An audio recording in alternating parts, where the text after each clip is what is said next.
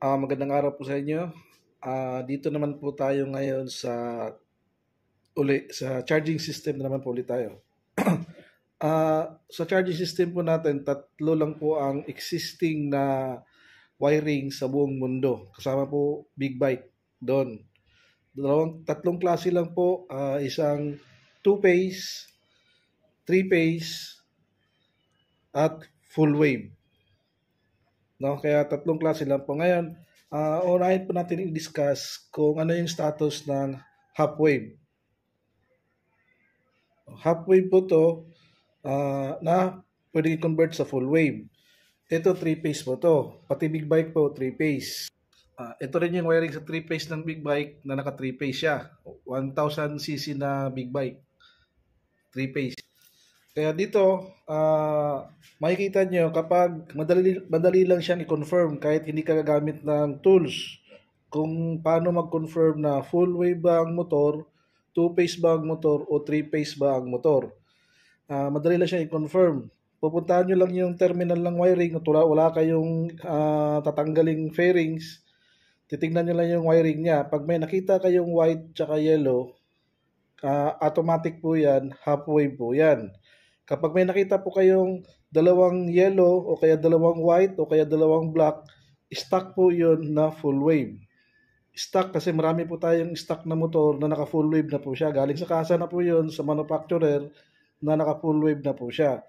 Kaya ganun lang pag-confirm kung naka half wave pa yung motor o naka full wave pa. Ito, naka half wave po to kasi may yellow wire siya at saka may white wire siya. Pwede natin i-convert to sa full wave. Dito naman, paano mag-confirm na 3-phase siya, may makikita kayong tatlong wire na yellow, tatlong wire na white, o kaya tatlong wire na kulay itim. Magkakaparas po ang kulay nila, 3 piraso. Kaya ibig sabihin po ng 3-phase po yun. Ito, 150cc to, naka 3-phase siya, kaya dito kayo magsasaksak ngayon ng rectifier regulator. Dito tayo magsasaksak ngayon ng rectifier regulator sa dalawang to. No? Ganon din sa big bike po. Sa big bike, ganon din. Makikita nyo dito, sa wiring ng terminal ng stator niya, meron siyang tatlong pagkakapares na kulay, tatlong yellow wire naman. Minsan, makikita mo dito tatlong white din at tatlong black. Kaya pag may nakita kayo tatlong kulay na magkapares ang kulay, walang stripe, automatic po yun 3-phase. Wala pa pong 4-phase ngayon. Wala pa pong ibang design ng stator ngayon, kundi pinaka-maximum na charging ng mga stator ay 3-phase pa lang po. Kaya dito, kung halimbawa na maka-encounter kayo ng ganito at walang available na regulator sa mga customer natin at walang regulator para sa kanila, pwede na kayo mag-convert dito. Kung hingin nyo lang ng advice na mag-advise lang kayo sa customer natin kung papayag sila na mag-convert tayo ng RR, no, para sa 2-phase o kaya sa full wave. Sa 3-phase naman, yun, madali lang din itong i-convert ang RR nila. Ipapakita ko sa inyo kung paano mag-convert ng mga RR nito.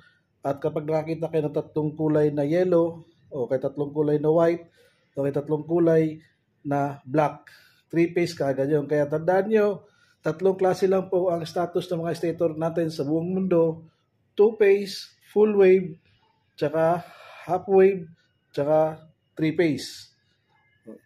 Ang 2-phase natin naka half wave o kaya naka full wave.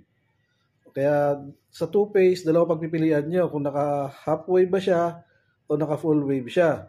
Sa 3-phase, wala kayong pagpipilian dyan. 3-phase na fixed mode, 3-phase. Kapag naka tatlong kulay na magkakaparehas.